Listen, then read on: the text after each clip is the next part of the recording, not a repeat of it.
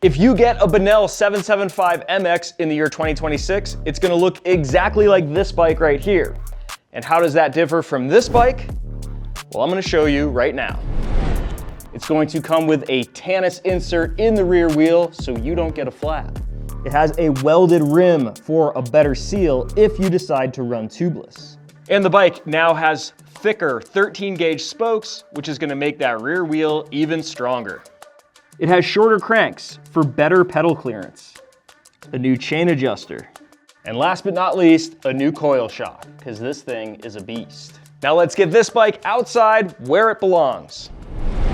All right, so to turn this thing on, you got your battery button right here. Wait for that to go green. And then there's a power button right here. Underneath, that'll power up your display. And then you've got 3 levels, 1, 2, and 3. All right, Dustin, first time on the 775 MX, why don't I follow you? All right, so Dustin is on our really early edition 775 MX. It was one of the first that we got at ECR. You already know the things that have changed, but they clearly did a bunch to the rear wheel to beef it up, and for good reason. That was one of the things that we struggled a little bit with in the beginning. Ooh, that didn't sound good. What did I break on here? And we got some loose spokes. This thing's just putting out so much power that just regular mountain bike components have a hard time keeping up. So this V2 that I'm on, definitely a lot of focus to beef up that rear wheel. And coil shock, we'll see when we start going downhill, but yeah, even just on the uphills, I can say it feels like a little bit more dead in a good way, a little bit more planted. Yeah, as we're actually pedaling these, probably a good time to show. This bike does have the shorter cranks on it, so a little bit quicker pedal strokes, a little bit higher away from the ground, which should help with pedal strikes. Not really worried about pedal strikes on this 2-track climb, but also nice going downhill. Oh! Ah! All right, taking the steep way up right now. Would not be doing this on any other bike. Don't forget, you got a throttle. You hard enduroing? You gotta lower your seat. Oh.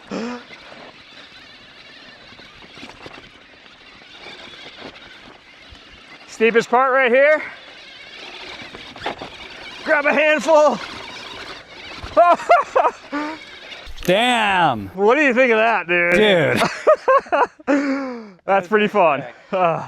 I've never even seen someone pedal halfway up that. Yeah. Even on an e-bike. We just did it in like a minute. All right, so we're gonna take it semi-easy going down because both Dustin and I have been flatting our bikes on this trail here. I don't want to do that because, yeah, we're testing this new Bonnell, and yeah, what's different on this is it's got the Tannus insert, which is great. It's still running a tube though. This is my first time running one of these Tannus inserts with an inner tube. Usually switch to tubeless and cush core, which is what Dustin's bike up front is running right now. Now it gets exciting. Yeah, I don't know, man. It's been exciting for me the whole time so far. So I do want to point out, like, most of you that own a Bonnell 775 MX right now probably have the bike that I'm riding with these updates already. It's just the one that we have up front there is a really early model. So they made these changes pretty early on. Honestly, it's too fun.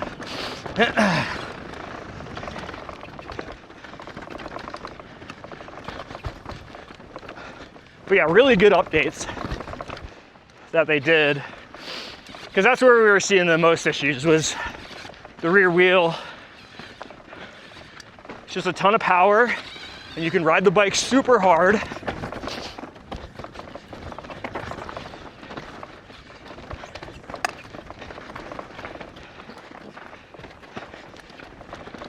And it's a lot for like a regular mountain bike, wheel, spoke, tube, all that to handle. So Bonnell realized it quick, and they were quick to make that change.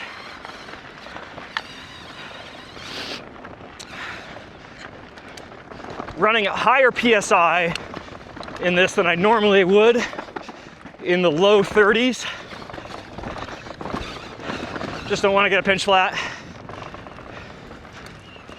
And these bikes are so heavy compared to a mountain bike, and you ride them so hard that, yeah, a little extra PSI goes a long way. Ah, dude, this is too fun.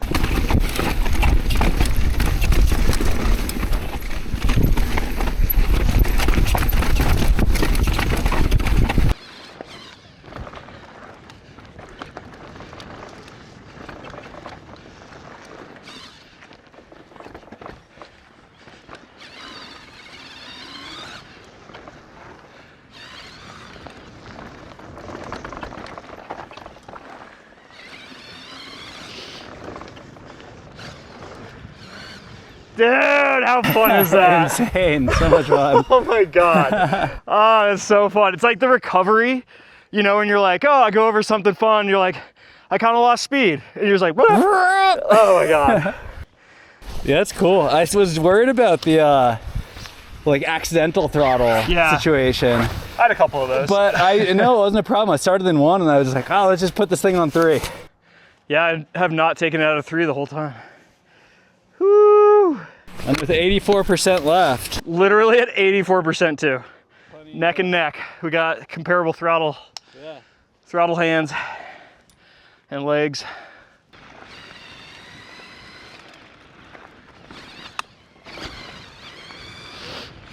So yeah, we brought both bikes out today for, I don't know, just have fun, ride 2 bikes, but it is nice to ride both of them back to back and kind of get some feeling for what the old one felt like and how the new one feels. Specifically, how the rear shock feels and cranks. I don't know how I'm not gonna want to keep this the way that it is. The coil shock on the rear, it's burlier. It feels to me, like I said in the beginning as we were pedaling up, and now verified after doing some downhills, like it just feels a little bit more dead and a little bit more planted. And I think on a bike of this weight, with this type of power, I think it's probably the right call, which is these guys at Bonnell know what they're doing, so they wouldn't make that change for no reason. I'm sure they feel the same way. So not that the air shock was bad at all, I actually like that too, but air shock feels a little bit more lively, maybe a little bit more light duty, a little bit more active. But yeah, nice thing is you can swap them out real easy if you want to go back to air. After riding this, I don't know why you would though. Love how Dustin's just pedaling. I swear it's a mountain bike guy thing. If you ride mountain bikes a lot, which this guy does, it's like really hard to get on this thing and just not pedal it. It's got pedals. As he throttles away. Definitely heard me.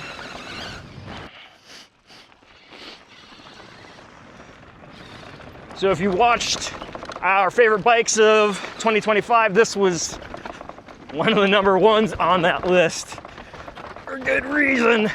Kind of surprised us. Actually really surprised us.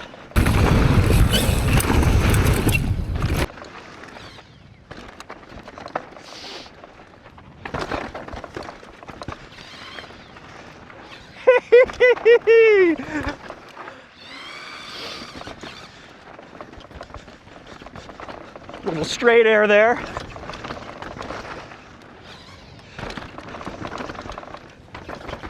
Oh dude, this thing's too fun.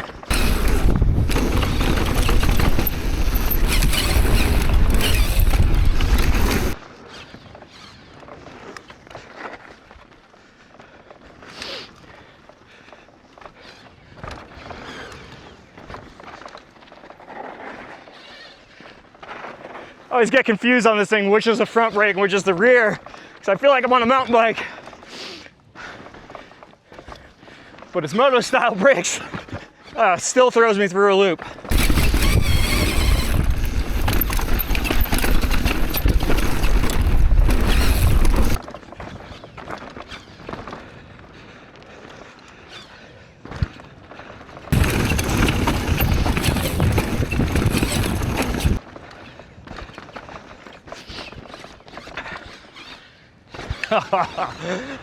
Too fun.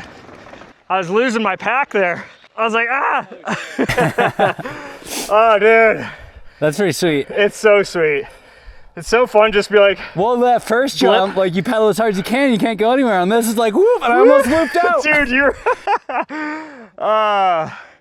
you were nose to the sky. All right, quick break. We're gonna switch bikes now. Dustin's on the new V2 775 MX. I'm gonna go back to the V1. Compare and contrast.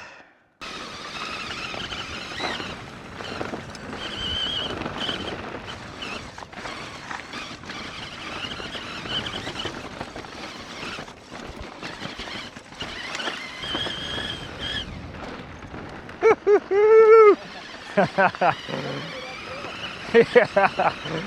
All right, so probably a good time to show this. First ride on this bike, brand new chain. Get a little chain stretch right out of the gate.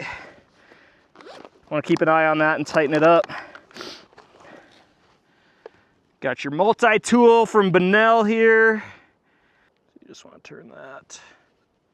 That should be good. Keep her in spec. What battery percentage you at on that bike? 49. I'm exactly at 49 too. It's crazy that these are on the, like to the percent. Yeah. Same percentage. Cool.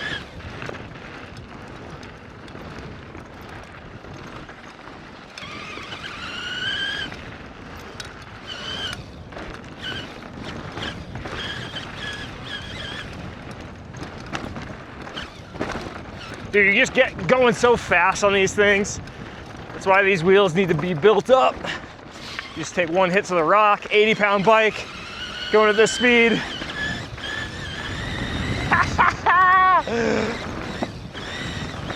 Oh my God. Can you tell any difference yet on that? It feels stiffer. It does feel stiffer. The rear of that bike to me feels sturdier. Yeah, like you go to turn and that one doesn't necessarily feel flexy. Yeah. But this one just feels like a race car. Totally.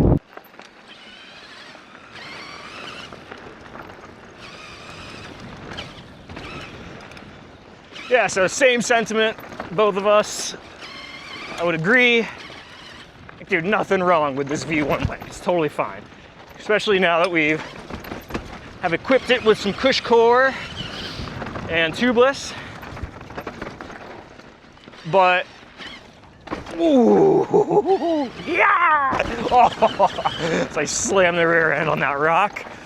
Yeah, that V2 bike, totally, you can feel those thicker gauge spokes in that rear coil shock. Dustin said it best just now. That bike feels like a race car. It just feels stable and planted.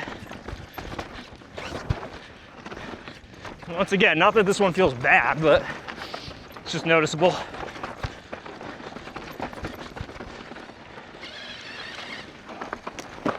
To be quite honest, it doesn't really matter because say almost everybody is riding that V2 bike now. And if you're not, you can make the V1 a V2 really easily just by changing a wheel and the shock.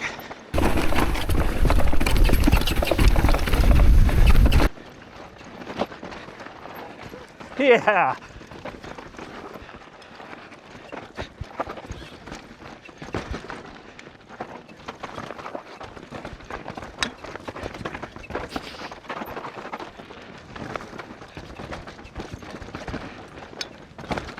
Oh, this has got to be the most fun category of bike, man. It is just too fun in this stuff. Like, it's just so stable.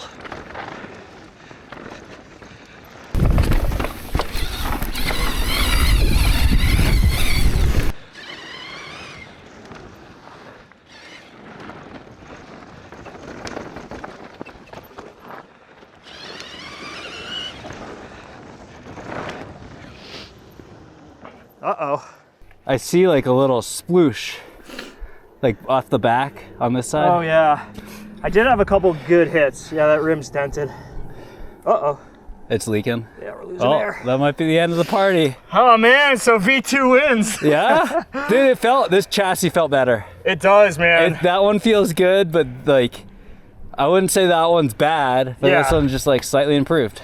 Yeah, totally. And I mean, not that like it's the rim's fault. I definitely hit a couple rocks, Yeah. probably harder than I should have. But good point to end the video and say, Yeah. what are we gonna do next? I think it's time we build the V1 up a little Yeah, bit. I think she needs some wheels, some tires. Maybe try some different suspension. Couple odds and ends, but yeah. We should probably get back to the truck before I'm on a flat. Yeah, right there. Splooged out some sealant, but we got cush core, so we're gonna ride it back, slowly but surely. So as I limp this thing back to the truck, what did we learn today? Number one, the V2 is a nice upgrade for the 775 MX. Dustin and I both agreed that rear end just feels super planted, super stable.